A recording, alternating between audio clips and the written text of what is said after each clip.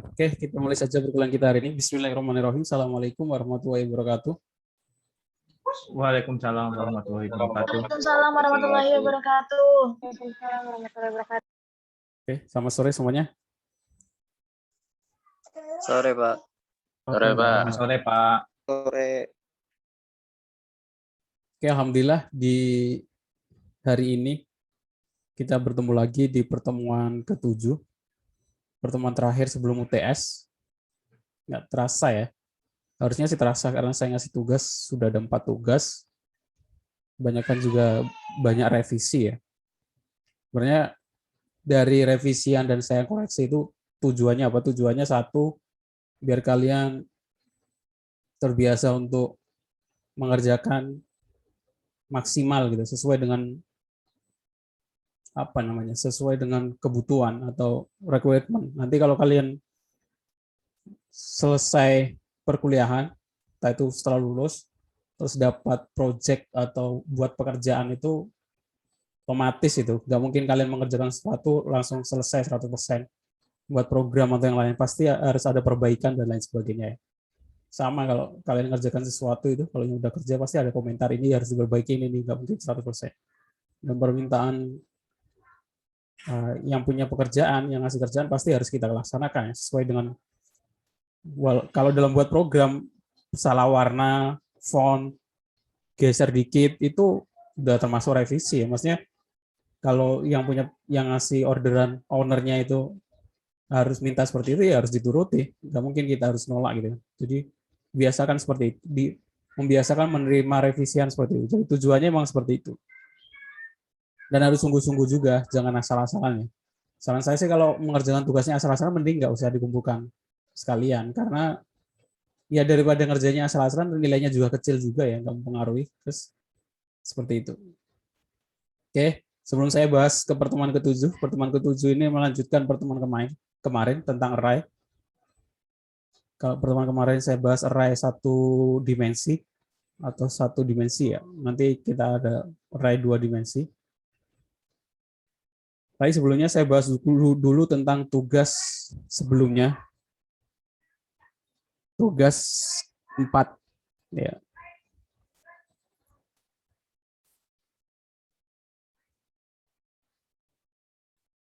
Di mata kuliah algoritma dan struktur data. Nanti setelah UTS kita akan fokus di struktur data. Kita belum masuk ke struktur data ya.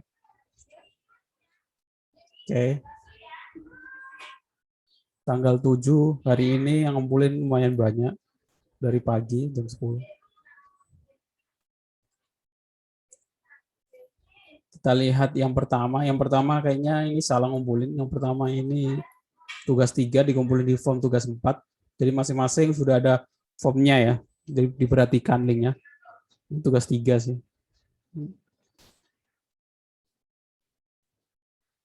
Tugas 4 kemarin tentang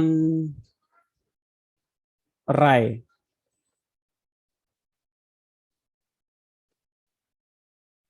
For jika angka 1 lebih kecil min.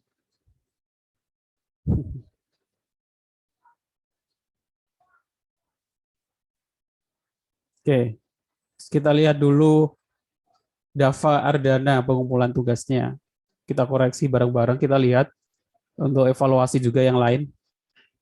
Oke, yang saya minta seperti ini ya, tampilkan nama sama NIM sesuai dengan program. Kan program bukan variabel nama yang dicetak ya, tapi langsung nama sama NIM. Kalau program flowchart dan program memasukkan NIM masing-masing dan tampilkan nilai terkecilnya. Oke. Selanjutnya, ini udah benar. Mulai tampilkan nama NIM. Apakah ini notasi untuk deklarasi? Tidak, Pak. Tidak ya.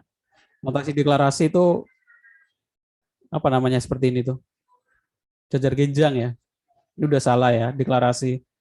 Bentuknya yang bukan isinya. Deklarasinya benar, deklarasi angka. Name. Proses min sama dengan, ini bukan proses kalau min sama dengan 1 ya. Pemberian nilai ya. Iya, termasuk proses nggak apa-apa. Min sama dengan angka 0. For i sama dengan 0 lebih kecil 9, i plus plus ke bawah jika angka lebih kecil min. Ini harusnya turun ke samping jika benar.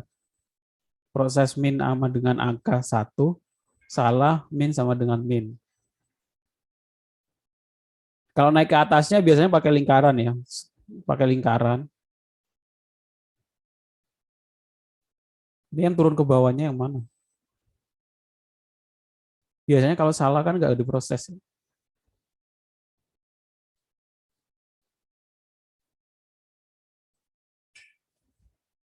Tampilkan min. Kita lihat programnya. For if angka lebih kecil, min angka sama dengan 0.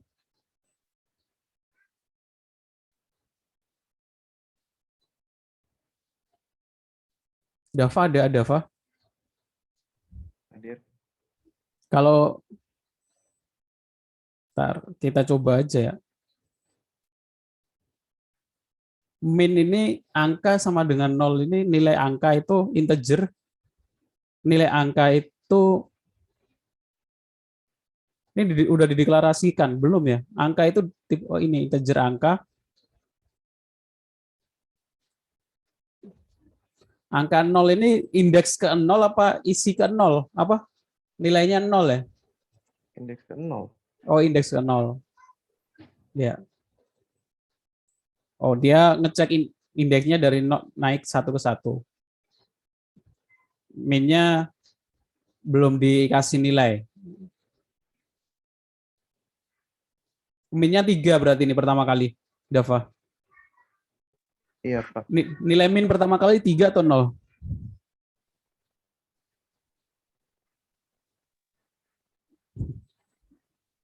Nilai min pertama 3 atau 0?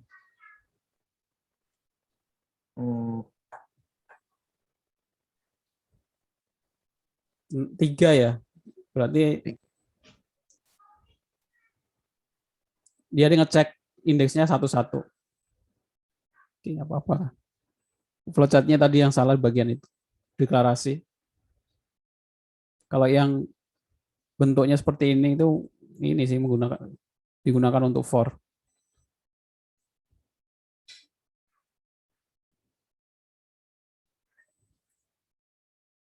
Naik ke atasnya itu harusnya ada lingkaran. Jadi proses for naik ke lingkaran, naik ke atas. Yang kedua itu yang ketiga tampilkan nilai terkecilnya. Soal yang kedua urutkan. Yang ketiga Fibonacci. Kalau programnya sudah benar, flowchart-nya di ini ya naik ke atas untuk for-nya ini sama bentuk deklarasinya. Saya coba lihat yang lain.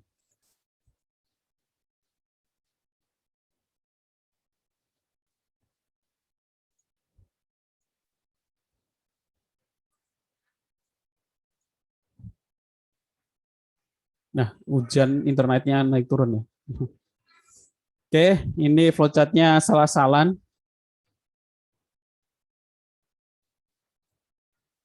Harusnya dari simbolnya aja nggak ada simbol ini ya. Nggak ada simbol seperti ini juga, nggak ada simbol seperti ini juga. Harusnya diperbaiki.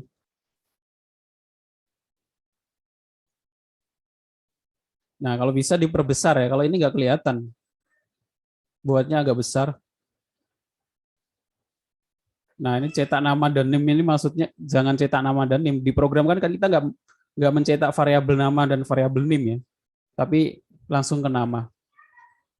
Nah, ini juga deklarasikan variabel bukan ditulis deklarasi variabel. Variabelnya apa saja gitu kan. Ini simbolnya juga masih salah.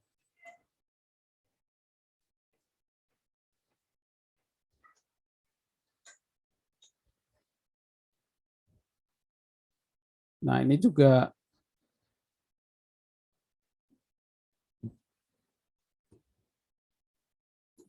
saya lihat yang lain.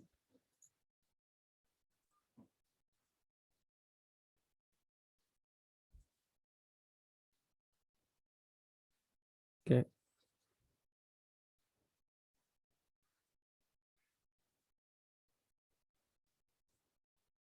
Nah, ini seperti ini ya. Nama, name ditulis, deklarasi. Nah, variabelnya dijelaskan A, B, C, data 9, artinya data array for A sama dengan 0 sampai 8, baca input name. Nah, naik ke atasnya itu ada notasinya, bukan dari proses. Setelah ini langsung naik ke atas. Kalau ini dia pakai notasi lingkaran boleh, pakai A++ juga boleh.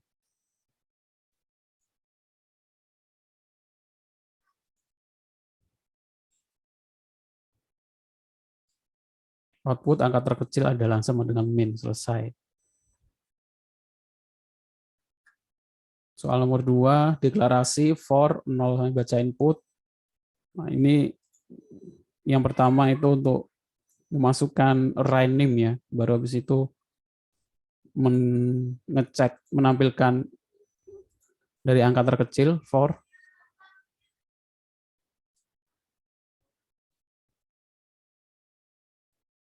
Nah, ini diproses dulu dari sini, mengurutkan bolak-balik. Setelah itu kalau selesai, baru urutan angka terkecil, habis itu dicetak. Cetaknya pakai for.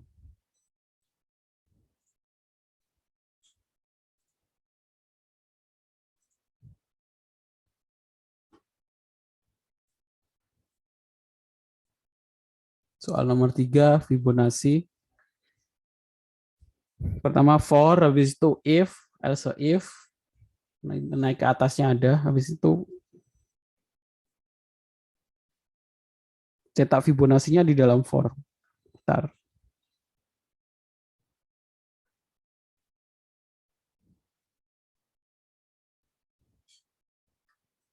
Iya, cetak Fibonacci-nya di dalam for. For if, jika benar rumus bisa, jika salah, else,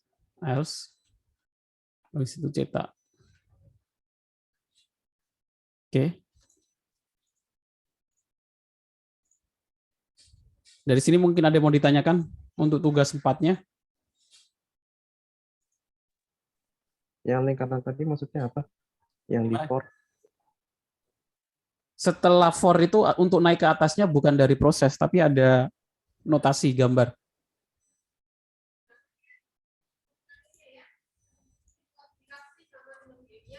Flowchart for. Flowchart for.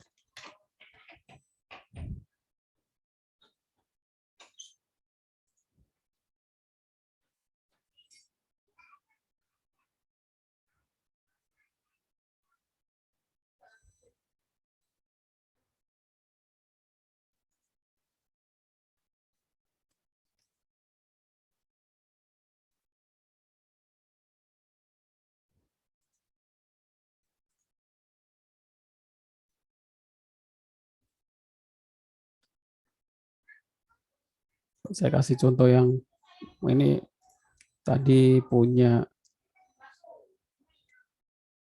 siapa tadi? Untuk for itu kan pekerjaan berulang ya. Dari 0 berjalan 1 gitu kan. Ini for pakai simbol lancip nih kalau gambarnya. Habis itu kan proses. Nah, ini kan biasanya kalau gampangnya cetak angka dari 0 sampai 5 gitu kan. Dia kan muter 5 kali di sini. Kalau benar itu kan ke bawah B. Nah, ini prosesnya. Nah, itu untuk naik ke atas. Kalian boleh gunakan lingkaran seperti ini, terus naik ke atas. Untuk menandakan biaya berulang. Kalau enggak tadi, seperti tadi. Ada yang menggunakan A++ gitu ya. Artinya naik satu-satu. Jika ini udah dikerjakan semua, selesai, baru ini lanjutannya ke sampingnya. Maksudnya seperti itu. Oke, mengerti. Ya.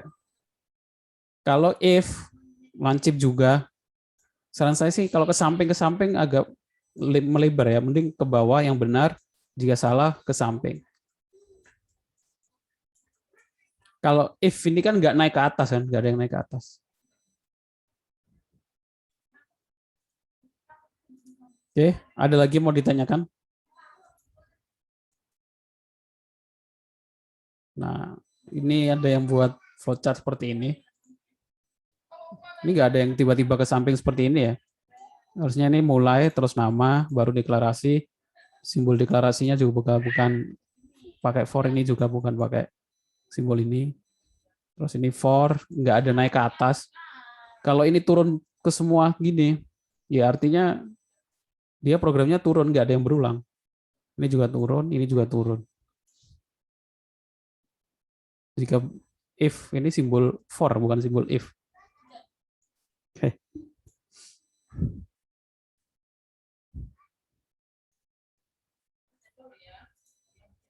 Kenapa ini ya merasa ada yang susah tentang buat flowchart? Susahnya di bagian mana ya? Mungkin masalah kebiasaan sih. Kalau menurut saya.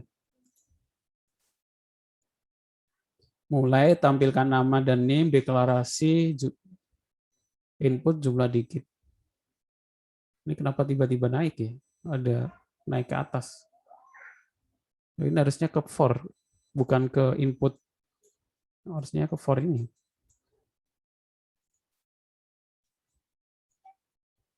Input name, terus ini ada name. Kalau input ini dicetak, ini pakai gambar cetak. Kalau pengen menampilkan input name, tulisan input name. Kalau enggak, langsung aja ini name sama dengan i. Oke. Masih banyak yang masalah di pembuatan flowchart ya.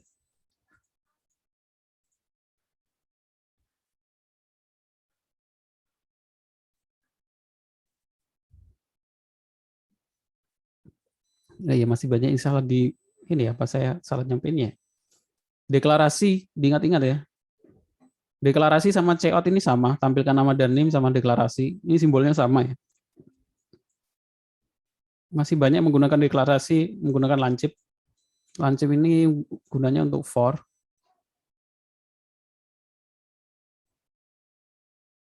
Seperti itu.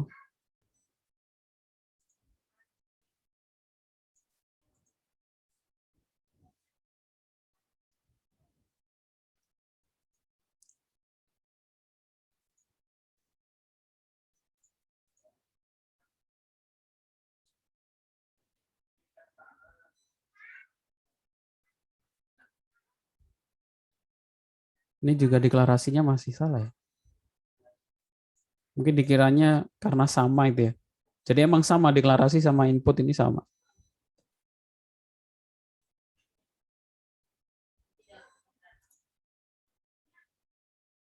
Ini lurus ke bawah, gak ada yang naik ke atas. Harusnya ada panah naik ke atas kalau perulangan. Itu ya. Jadi nanti ketika UTS saya kira sih prosesnya harus buat sungguh-sungguh karena nanti poin penilaian komposisi nilai itu kan UTS sama UAS poinnya yang paling besar. Jadi saya kira sih harusnya buat yang sungguh-sungguh untuk flowchart-nya.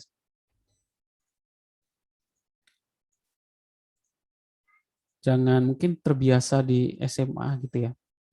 Kalau di SMA, saya dulu pernah ngajar di SMK sih. SMK sih itu mau kalian nggak belajar sama sekali, ngerjain ketika pasti dapat 75, lulus gitu. Kalau pas kuliahan nggak kerjaan ya bisa dapat 40. Kan kalau di SMA ini nggak ada ngulang mata kuliah. Kalau di perkuliahan nggak ada istilah nggak naik, tapi semuanya tetap naik semester 2, 3, 4. Tapi kalian ngulang mata kuliah bisa sampai ya nanti nggak selesai gitu ya. Jadi ya dikerjakan sungguh-sungguh, maksudnya seperti itu. Kebiasaan-kebiasaan buruk, masa nyontek dan lain sebagainya nggak belajar bisa ditinggalkan. Karena kalian sudah memutuskan untuk ngambil jurusan informatika, yang mana kalau dalam SMPTN itu poinnya paling tinggi ya, paling tinggi sama kedokteran. Artinya yang ini emang susah, berbeda dengan ini ya apa jurusan-jurusan lain. Oke, kalau kemarin kita sudah belajar tentang, kita masuk ke pertemuan ke-7, array 2 dimensi. 2 dimensi itu maksudnya apa? Kalau kemarin kita sudah belajar tentang array 1 dimensi ya. Array 1 dimensi kan beda ya kalau kalian buat variabel name. Isinya 1, 2, 3 sama array name dalam kurung 3 gitu kan. Isinya nanti formatnya bukan 1, 2, 3 tapi begini 1,2,3. Kenapa bisa begitu? Emang aturan di bahasa pemrograman itu seperti itu. Karena nanti ada tipe data ini array 2 dimensi. Array 2 dimensi itu nanti name ada 2 gitu kan. Baris dan kolom. Semua 2 sama 2. Nanti bentuknya metrik. Baris sama kolom. Array 2 dimensi. Gunanya untuk menyimpan data. Jadi array 2 dimensi merupakan sebuah metrik yang memiliki baris dan kolom. Jadi datanya itu kan, nah kalau kemarin kan data cuma number float integer itu kan, ya 100, 200. Nah ini datanya itu bentuknya metrik gitu ya. 1, 2, 3, 4, 5, 6 gitu kan. Ada baris 1 ke 1, baris 1 ke 2, baris 1 ke 3, baris 2 ke 1, 2 ke 2, 2 ke 3. Mulainya dari 0, 00, 01, 02. Bentuknya nanti kalau digambarkan sebuah tabel atau sebuah belum kotak-kotak gitu ya, nilainya ada di sini. Ini baris, ingat-ingat baris itu ke bawah, kolom itu ke samping. Nah itu bedanya untuk array 1 dimensi sama array 2 dimensi. Gunanya untuk apa? Sederhananya sih untuk menghitung perkalian metrik. Deklarasi array 2 dimensi pada dasarnya sama dengan array 1 dimensi, bedanya ada di indeks array-nya, kini ada 2. Jadi indeksnya ada 2. Nah, dia juga punya tipe data, bisa integer, bisa float. Jadi ini tuh panjang barisnya, ini panjang kolomnya. Pak, mohon maaf izin lift, Sukatani hujan plus petir. Oh ya, nggak apa-apa. Nanti lihat rekamannya. Ini panjang barisnya, ini panjang kolomnya. Nah, tipe datanya, isinya bisa integer, bisa float. Jadi seperti ini ya. Contohnya 2 kali 2 biar mudah ya. 2 baris, 2 kolom. Kalau tipe datanya integer ya 5, 7, 8, 9. Kalau tipe datanya float, ya berarti tipe datanya desimal ya. 10,2, 10,1, kok 10 semua? 2,4, 2/3. Nah ini tipe data. Ini data dalam bentuk array 2 dimensi. Ada yang masih ingat perkalian metrik? Sama 2, 2, 3, 5 dikalikan 7, 7, 8, 8 gitu ya. Harusnya sih masih ingat. Nah ini kalau kita pengen merekalikan metrik ini, kita nggak bisa menggunakan integer aja, tipe data integer, harus menggunakan metrik 2 dimensi. Kalau pengen dibuat programnya. Oke, sudah paham ya maksudnya metrik 2 dimensi? Paham, Pak. Nanti di tesnya mungkin agak pusing. Nah, cara mengisinya atau mendeklarasikannya ya sama seperti metrik 2 dimensi, 1 dimensi. Kalau 1 dimensi kan ada 1 kolom, 1 isian. Kalau 2 dimensi ada 2 baris dan kolom. Terus diikuti dengan tipe data, nama metriknya, nama array-nya. Standarnya matriks ya. Maka untuk mengisi nilai ke dalam array tersebut dilakukan dengan cara untuk isinya berarti menggunakan for di dalam for. Kalau array dimensi kan array 1 dimensi ngisinya for 1 for ya. Kalau array dimensi for dalam for. For pertama itu untuk mengulang baris, for kedua untuk mengulang kolom. Untuk menampilkannya ya juga sama for dengan for. Nggak bisa kita langsung cout metrik 2 dimensi, nggak bisa. Nanti yang keluar cuma 1 baris. 1 nilai gitu kan, 1 nilai kotak gitu. Untuk menampilkan semuanya ini ya menggunakan for dalam for. For 2 kali. Nested for. For dalam for, kalau di istilahnya nested for. Gunakan skema looping pengulangan untuk mengisi maupun membaca nilai. Jadi untuk mengisi atau mencetak menggunakan pengulangan yaitu for pada elemen array. Contoh ini untuk cout ya. Kalau cout berarti mencetak. Ini contoh untuk mencetak array 2 dimensi. Ada for pertama, ada for kedua. Yang pertama itu for BRS ini baris. Nah, lebih mudah sih kalau kalian buat variabel singkatan atau langsung lebih jelas gitu ya. Jangan for integer K. Nah, K itu apa? Nggak jelas. Saya sih langsung kalimat detailnya aja. For baris, integer baris. Kalau ini Disingkat nggak apa-apa. Masih bisa kebaca BRS. Sama dengan 0, BRS lebih kecil sama dengan 2, BRS plus plus plus. Integer ini kolom 0, kolom lebih kecil 3. Ini 4, karena integer array itu mulai dari 0, ini berarti metrik 3 kali 4. 2 sama 3 itu berarti 3 kali 4. Ini untuk mencetak matriksnya.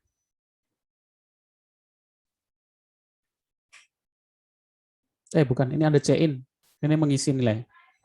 C atau ini mencetak masukkan metrik ke 1 kolom 1 ya, metrik ke 0 kolom 0. Contohnya bagaimana? Ini contohnya. Ini outputnya matriks 2 kali 2. Ini baris 0 kolom 0 kita masukkan nilai 2, baris 0 kolom 1 masukkan 3, baris 0 kolom 2 kita masukkan 1. 1 baris 1 kolom 0 2, baris 1 kolom 1 3, baris 1 kolom 2 4. Kalau ditampilkan ini menjadi sebuah metrik. Cara input sama cetaknya bagaimana? Ini contohnya using namespace std integer main, kita mulai programnya, deklarasikan metrik dulu, integer metrik 2 sama 3 0. Oh, ini kan lebih kecil sama dengan ya. Berarti benar 2 kali 3. Integer baris. Oh, ini dijelasin. Integer dideklarasikan integer jumlah baris 2, integer jumlah kolom 3. Dibatasi 2 kali 3. For integer baris sama dengan 0, baris lebih kecil sama dengan jumlah barisnya. Integer kolom sama dengan 0, kolom lebih kecil jumlah kolomnya. Cout ini untuk memasukkan nilainya dulu, nilai baris kolomnya. Ini for yang pertama, yang atas ini. Ini udah ada penjelasannya, mengisi metrik. Nah, untuk menampilkan matriksnya, kita menggunakan for juga, menggunakan cout. Cout variabel matriks, baris, variabel baris sama variabel kolom kita for. Jangan lupa kita gunakan endl, biar ini ganti baris. Terus ini ditambahkan spasi ya setelah metrik. Kalau ini nggak ada spasi, ini biasanya nempel. Sama aja sih, cuma nggak, lihatnya nggak enak gitu aja. Terus setelah for pertama diikuti ganti baris, biar ini enter ke bawah. Kalau nggak, ini kolom kedua, dia naik ke atas. Oke.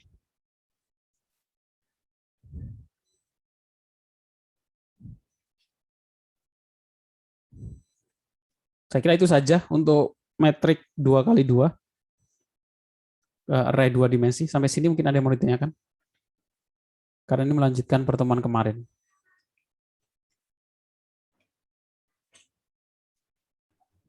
Izin bertanya, Pak. Iya. Nah, itu kalau untuk tipe datanya jutaan itu pakainya apa ya, Pak? Misalkan Oh, 100 juta, 200 juta gitu. jumlah datanya apa tipe datanya? Itu jumlah datanya misalkan nilainya itu 100 juta, 200 juta gitu atau ribuan, bukan Mas, satuan ini. Jadi tipe datanya pakai apa ya? Integer atau float? ini maksudnya sebenarnya ada data mahasiswa. Banyaknya mahasiswa atau ininya apanya? Nilai semua uang rupiah gitu. Iya, Maksudnya rupiahnya. iya rupiahnya. Ya, integer emang ada batasnya. Integer ada batasnya. Ntar. Kalau lebih dari jutaan, nggak bisa dipakai integer.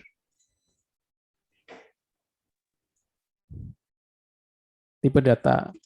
Panjang tipe data. Double bukan ya, Pak? Double bisa, long double bisa.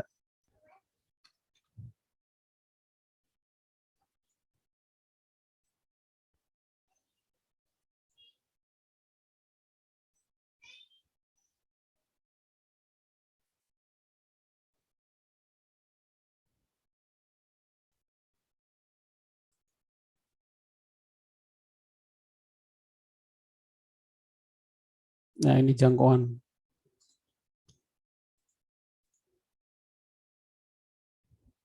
Itu ada ukurannya ya.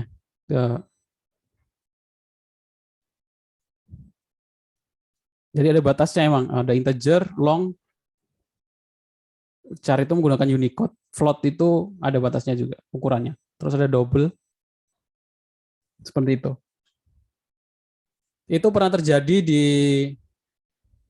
YouTube, jadi tombol like atau tombol view YouTube itu dia menggunakan tipe data apa gitu. Ketika ada video Gangnam Style itu sampai miliaran like atau view. Karena tipe datanya nggak bisa menampung, jadi nggak muncul, nanti error muncul. Ya itu masalah. Ya kadang harus disiapkan.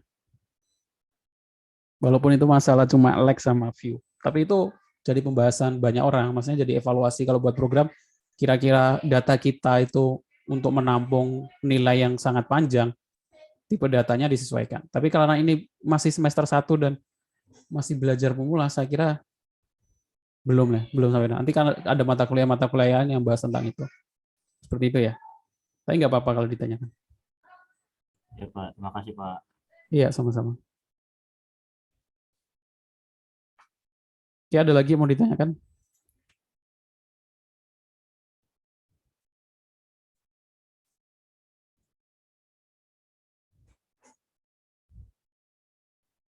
Kalau nggak ada, saya langsung tampilkan UTS-nya. UTS-nya minggu depan ya. Bukan minggu depan, 2 minggu lagi. Minggu depannya kosong, minggu tenang, habis itu baru UTS. Jadi kerjakan sungguh-sungguh, karena waktunya panjang. Yang penting bagian flowchart-nya sih. Kalau program saya kira nggak ada masalah. Ini flowchart yang penting. Menunjukkan pemahaman kalian tentang logika algoritmanya. Nah, di mata kuliah saya itu nggak ada perbaikan nilai ya. Kecuali kalau kalian nggak ikut UTS atau UAS, kalau masalah pembayaran masih bisa perbaikan nilai ikut UTS susulan. Tapi kalau kalian sudah ikut UTS, sudah ikut UAS, sudah ikut semua, terus nilainya kecil, itu nggak bisa perbaikan nilai. Karena apa? Karena UTS-nya aja sudah saya kasih tahu soalnya. Waktunya juga cukup panjang gitu ya. Jadi ya harusnya kalau nilainya kecil, emang kalian sudah meniatkan untuk jawabnya asal-asalan gitu. Jadi ya ambil konsekuensi, maksudnya ambil tanggung jawab yang kalian, putusan yang kalian ambil gitu ya. Berlatih untuk ambil tanggung jawab. Ini UTS, saya kasih soalnya sekarang. Buatlah sebuah flowchart program yang menyimpan nilai-nilai di bawah ini ke dalam sebuah array. Jadi nama array-nya adalah usia mahasiswa, ini nilainya 21, 19, 20, 22, 17, 17, 18. Flowchart sama program ya. Jangan lupa di flowchart tampilkan nama, bukan variabel nama, tapi isi namanya ya. Sama programnya. Kodenya di copy, jangan di screenshot. Nanti nggak kebaca. Flowchart-nya juga kalau bisa jangan kecil-kecil. Buat yang besar, karena nggak di print juga. Maksudnya nggak hemat kertas juga ya. Ngapain kecil-kecil? Yang besar sekalian nggak apa-apa. Kecuali kalau dulu ketika sebelum pandemi kan offline, dikit-dikit ngeprint dulu sih. Waktu saya kuliah, tiap laporan tugas ngeprint banyak gitu kan. Jadi hemat kertas, buat flowchart-nya kecil-kecil. Tapi kalau sekarang nggak perlu ngeprint, harusnya sih besar-besar sekalian aja. Biar saya juga lebih enak lihatnya gitu, ngoreksinya, nggak harus ngezoom dikit-dikit.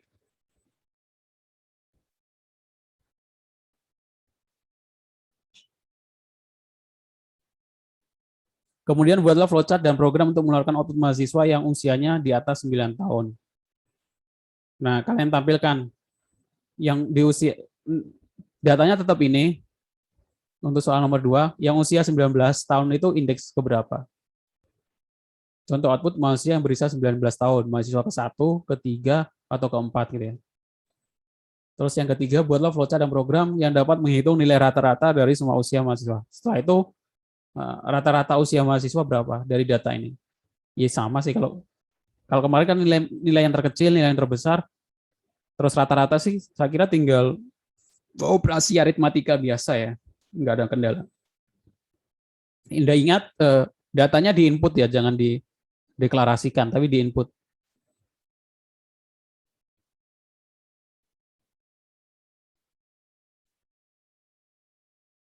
Soalnya cuma 4 saja, nggak banyak. Nah, ini saya belum bahas tentang perkalian metrik ya. Mungkin setelah UTS nanti ada perkalian metrik.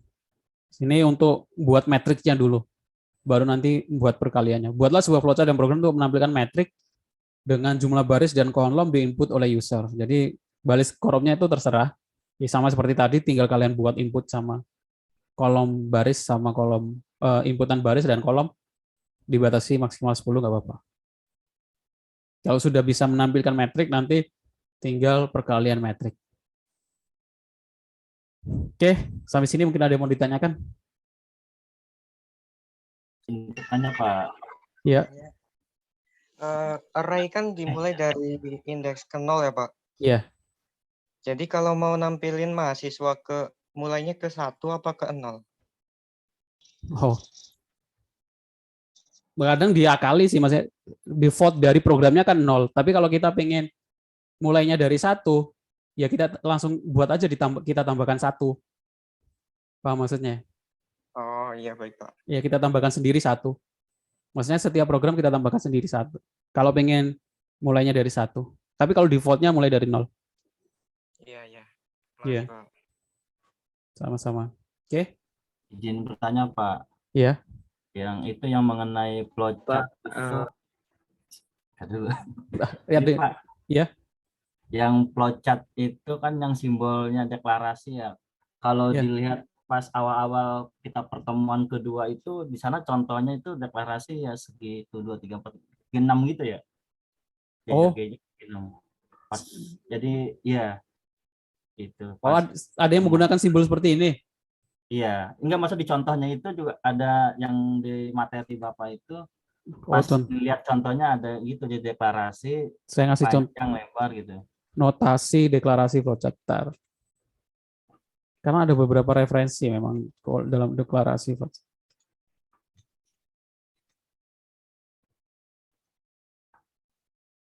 Jadi pas ke sini deklarasinya dipakai buat for, jadinya ya itu sempat bingung juga saya. Terminal, input, output, proses, decision, display, alur, titik, konektor.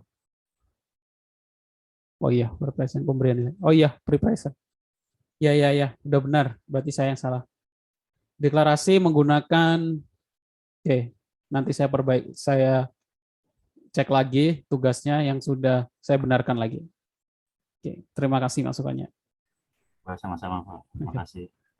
Karena saya ingat saya dulu kemarin ini hanya untuk digunakan for. Ternyata deklarasi menggunakan in output. Oh iya, nggak apa-apa. Oke, yang lain mungkin ada yang mau ditanyakan? Tadi ada yang mau tanya, siapa tadi? Marzuki ya? Tadi saya ini Pak yang Iya. Kalau nggak di tugas chat yang itu tuh juga nggak apa-apa. Kalau mungkin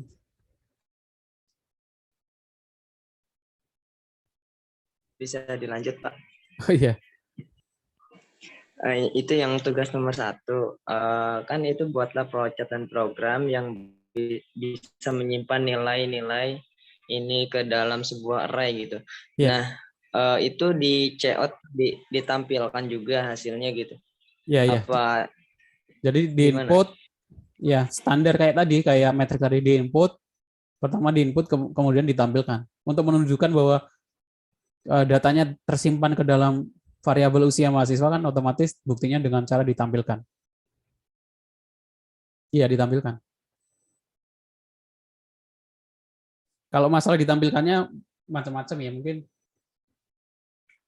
ada yang usia mahasiswa indeks ke-1 21, usia mahasiswa indeks ke-2 19, atau langsung 21 19 nggak apa-apa. Itu masalah teknis.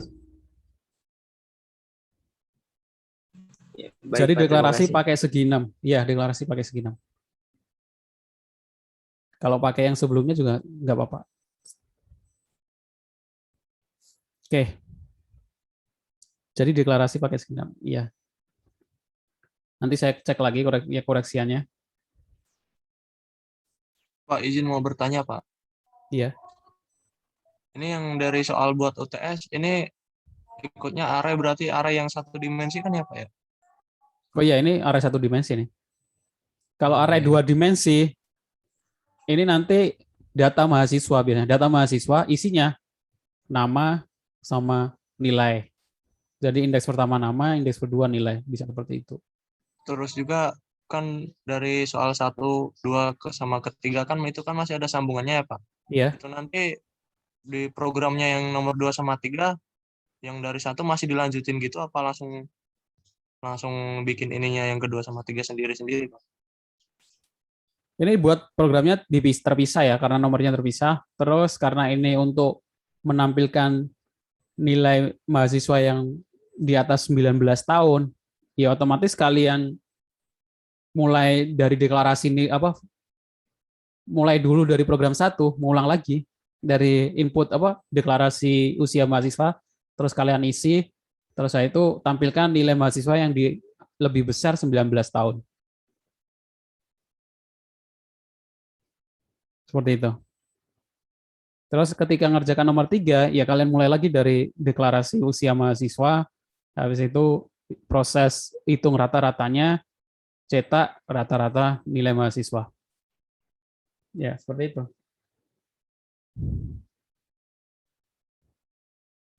Oke. Ada lagi yang mau ditanyakan? Oh ini Pak, yang itu kan mahasiswa yang berusia lebih dari 19 tahun. Jadi lebih dari apa lebih dari sama dengan 19 tahun gitu. Kalau dilihat dari jawabannya kan ini lebih dari 19 tahun ya. Dilihatkan kan 1, 3, 4. 0, 1. Oh, berarti ini lebih besar sama dengan. Karena 19 tahun masuk ya. Ini mulai dari 1 atau mulai dari ini mulai dari 1 ini, bukan dari 0 ini. Bentar. Saya hapus dulu. 1, 2, 3, 4. Oh iya. Ini mulainya dari 1. Berarti lebih besar saja. 1, 2, 3, sama 4. 19 tahun nggak ikut. 17, 18.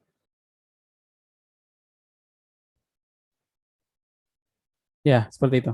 Dan ini lebih besar. Kalau ini sih contoh sih menurut saya. Ini contoh ya. Maksudnya kalau kalian menggunakan data selain ini sih, nggak apa-apa. Terus nilainya juga selain 19, yang penting kodenya sih sesuai yang diharapkan. Bisa mencetak lebih besar dari variabel yang diinputkan ini, yang kita tentukan, dan menyimpan data usia mahasiswa ke dalam bentuk array. Seperti itu.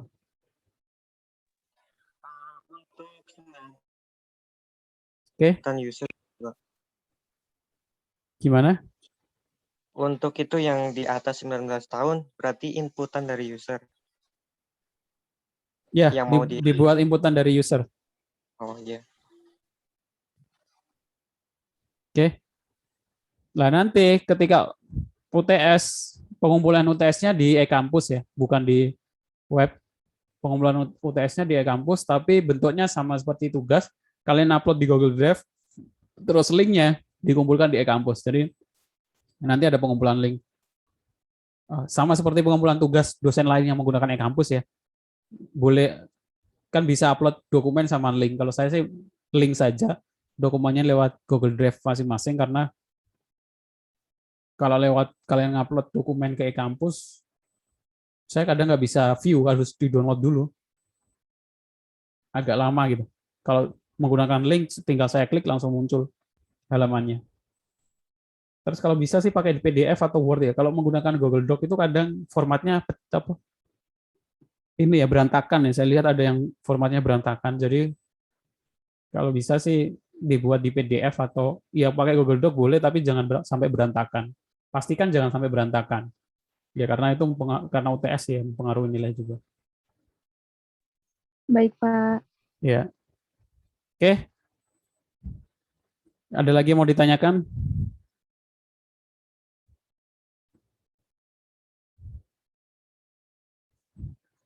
Hujannya semakin deras. Jadi sebelum tutup, sebelum kita UTS terus ketemu lagi 2 minggu kemudian ya, saya minta kalian pikirkan satu kata yang muncul setelah mengikuti perkuliahan algoritma dan struktur data selama 7 pertemuan ini. Masing-masing pikirkan 2 opsi, 2 jawaban. Oke. Nomor 2 ada C-in lebih besar. Maksudnya bagaimana nih? Ada yang nanya. Dava, maksudnya gimana? Atau inputan dari user ininya? Iya. Nomor 2 yang 19 inputan dari user. Oh iya iya iya. Oke. Contoh kita pengen umur di atas 20 gitu ya. Iya, boleh. Oke. Oke. Sekarang masing-masing pikirkan satu kata yang muncul sebelum saya tutup. Hujannya semakin deras. Biasanya kalau hujan deras koneksinya ini agak susah ya. Kalau sudah, kalian kunjungi link yang saya bagikan. Tapi karena ini saya versi gratis, jadi cuma terbatas yang bisa login bareng 7 orang. Jadi kalau sudah ngisi, kalian langsung close aja buat feedback umpan balik ya. Jadi kalian isi 2 kata yang muncul di pikiran kalian setelah mengikuti perkuliahan saya algoritma dan struktur data ini. Linknya saya taruh di chat Zoom. Silakan diisi. Pikirkan dulu. Isi terus close ya, karena ini berbayar untuk yang kalau ngakses orang banyak. Dibatasi cuma 7. Pak, izin bertanya, itu tadi kata apa kalimat, Pak? Kok karakternya maksimal 25? Oh, kata-kata. Kalimat nggak apa-apa, yang penting lebih jangan sampai lebih dari 25. Nanti kepotong. Nggak muncul di sini.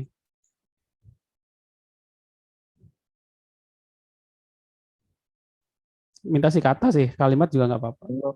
Jangan panjang-panjang. Oke. Ini sudah ada 7 orang, tapi belum ada yang isi. Bismillah, terima kasih. Penasaran? Kalau sudah ngisi langsung logout ya, karena ini versi gratis, jadi yang bisa login bareng 7 orang.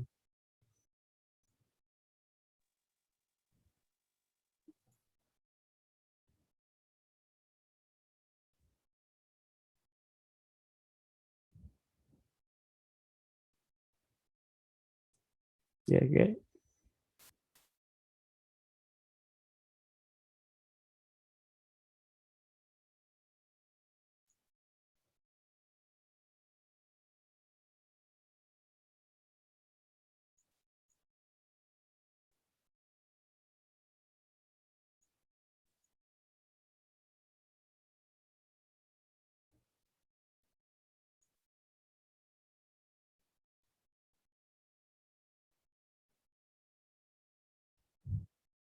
Akan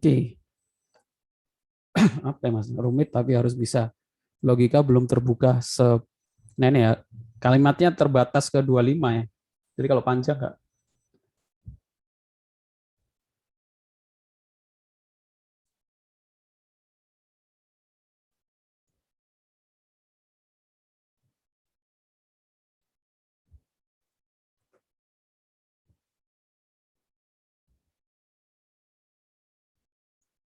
Kalau sudah ngisi langsung di close aja.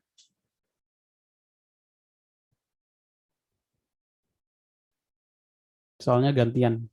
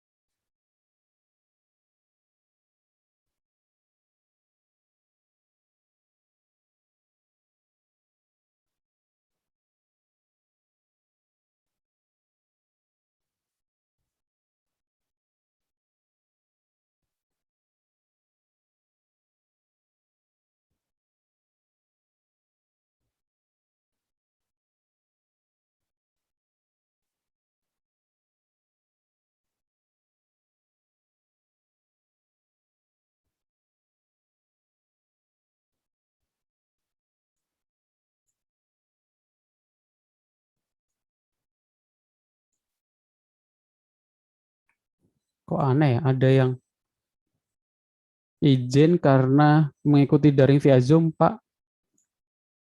Dikarenakan kalau via e-kampus masuk ke Jitsi, harusnya masuknya ke Zoom ya.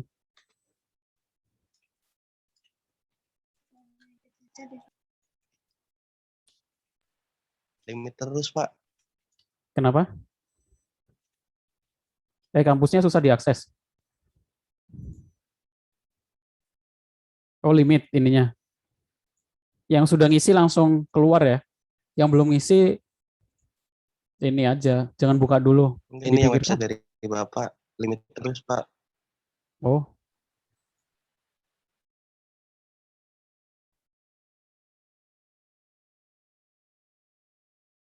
Iya Pak, limit terus. Ini karena ini sudah ada 7 orang yang masuk. Bentar. 6 orang ada. 7 orang. Karena yang versi gratisnya terbatas 7 orang. Maksudnya yang login bareng. Ini formatnya menarik. Ini orang luar yang buat. Jadi ada bisa pertanyaan secara live gitu kan. Jadi kita langsung tahu jawabannya, feedback. Emang dibuat untuk perkuliahan online.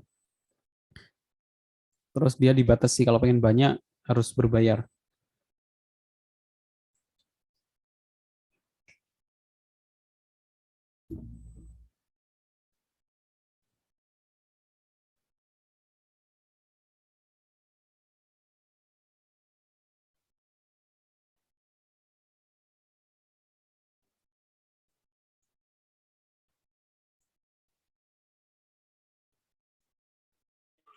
Oh, kalau udah klik kirim otomatis udah Masuk. kirim ya? Iya.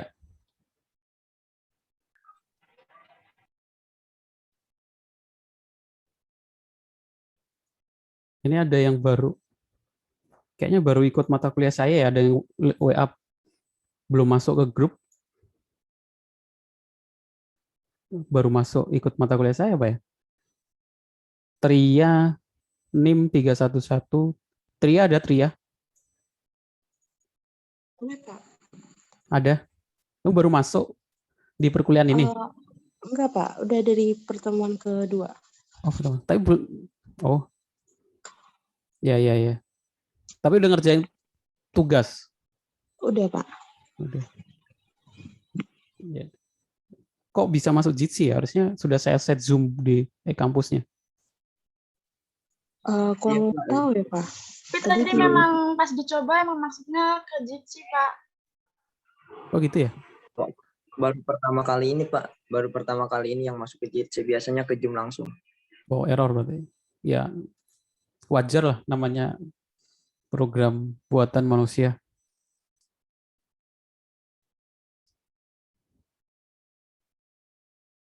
Oke, langsung klik kapasitasnya terbatas.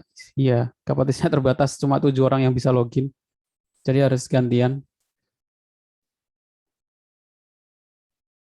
Bismillah, Ortus 43 apa Ortus 43?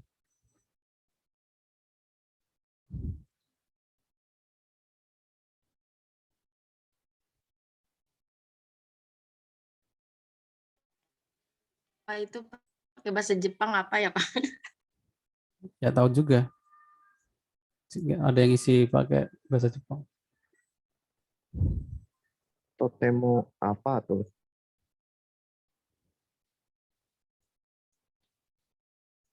Nanti ketika setelah ini algoritma, di tahun lalu saya juga ngajar, tapi nama mata kuliahnya logika algoritma saja ya. Jadi masalah ke logika algoritma. Kalau sekarang ditambah sama struktur data. Jadi nanti setelah pertemuan kita akan bahas tentang fokus ke struktur data. Ini juga kalau kalian mau benar-benar fokus di program developer, ini harus ini ya, paham kuat ya, dasaran basicnya. Struktur data itu nanti ada istilahnya antrian, queue, sama stack, sama ada sorting, list, dan lain sebagainya. Karena kayak buat program dan lain sebagainya, emang intinya data, ngulang-ngulang data gitu, mengurutkan, menampilkan. Sama kalau di Shopee kan kalian bisa lihat di sana, saya pengen menampilkan data yang jualan kaos daerah Jabodetabek itu kan mengurutkan, terus yang terdekat, yang paling murah, yang paling laris. Kayak kalau Gojek gitu ya, saya pengen order GoFood yang paling dekat jaraknya gitu, yang ratingnya paling tinggi gitu. Nah itu semuanya data. mengolah data. Dan pemrogramannya intinya cuma itu, cuma looping, array sama for sama if, perulangan sama percabangan. Itu saja. Kecuali nanti kalau kalian fokus lagi di database gitu kan. Macam-macam database, ada SQL, query SQL, terus ada big data, data science, data mining. Kalau kalian mau nggak terlalu suka coding, pengen di jaringan, pahami dulu jaringan komputer, apa namanya, intranet, IP address, habis itu OSI layer, dan terus keamanan jaringan ya nanti bahas tentang bagaimana sebuah keamanan. Nggak ada coding, lebih dikit codingnya, tapi harus paham tentang basic tentang jaringan. Kalau pengen didesain, ya buat aplikasi game atau desain, nah ada istilahnya front end, back buat tampilan UI UX, desainer biasanya anak di cafe deh. Anak IT juga ada yang di cafe buat UI UX ya. Buat tampilan halaman homepage dari awal itu kan didesain dulu. Ya, user interface. User experience. Ya, user interface sama user experience. Ya, biasanya orang UI UX itu nggak paham kode, cuma bisa desain. Nanti dilimpahkan ke bagian programmer untuk merubahnya dari dalam bentuk PSD atau dalam bentuk Photoshop Corel, dirubah ke dalam bentuk program, bisa ditampilkan dalam aplikasi, halaman web atau aplikasi Android.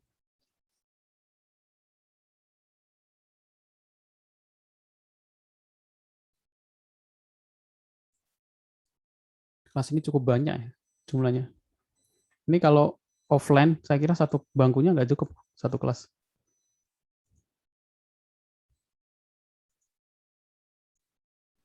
Nggak apa-apa, nanti Dinda di luar, Pak. Emang kira-kira buat satu kelasnya berapa bangku, Pak? 50 kayaknya, 55, 60. Ini kan hampir lebih dari 60 ya. Izin live di sini mati lampu. Oh iya. Tidak siap-siap ini ya, masalah musim penghujan yang biasanya banjir daerahnya. Siap-siap di ini ya, persiapan menghadapi tiba-tiba. Sakitu weti pusahmat. Apa ini maksudnya?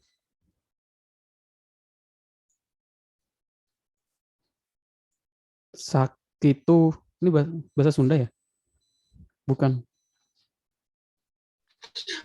Kayaknya Faisal itu, Pak. Intinya Pak itu kalau kesah. Sakit doeh gitu, Pak. Faisal itu, Pak. Faisal. Emang tahu dari kan di sini nggak ada namanya, nggak ketahuan siapa yang nulis.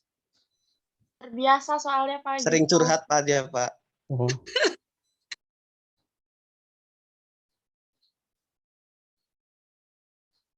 Oke, saya screenshot ya. Saya kirim ke grup. Saya screenshot pakai Ctrl Alt print screen. Oh, salah. Oke, udah gak ada yang isi? Sepertinya sudah, Pak. Udah semua ya?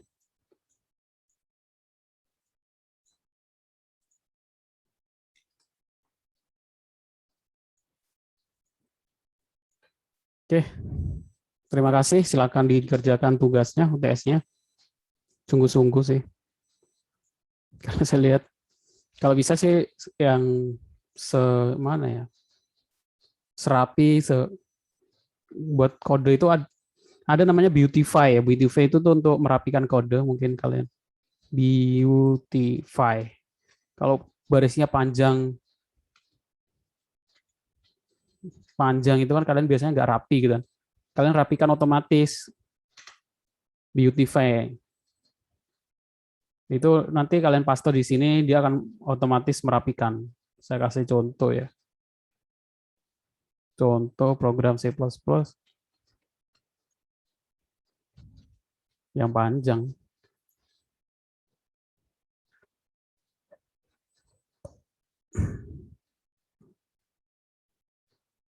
Ini udah rapi sih kodenya.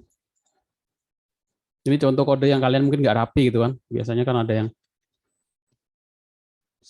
saya buat nggak rapi lah. Oh, ini jadi error kan.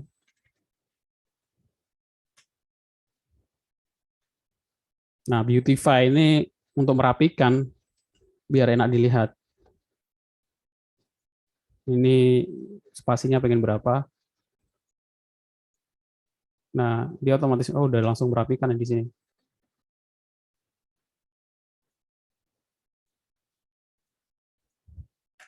Setelah itu, kalau masih 5 baris, 6 baris sih nggak terlalu. Tapi kalau kodenya 200-an, kalau nggak rapi gitu kan, dilihat juga nggak enak.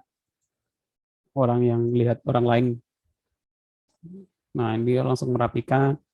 Kalau char dia turun ke bawah biar lebih enak dilihat. Ini kan samping. Seperti itu. Ada banyak, cari aja beautify code C++, kalau kalian menggunakan Java ya Java, kalau Python ya Python. Formatnya kan beda-beda. Oke, itu saja. Mungkin saya cukupkan pertemuan kita hari ini. Terima kasih untuk yang sudah datang. Saya mohon maaf kalau ada salah-salah kata. Saya akhiri. Assalamualaikum warahmatullahi wabarakatuh. Terima kasih ya Bapak. Ya, Terima kasih, Pak. Assalamualaikum. Bapak Warahmatullahi wabarakatuh. Terima kasih, Pak. Wabarakatuh. Terima kasih, Bapak.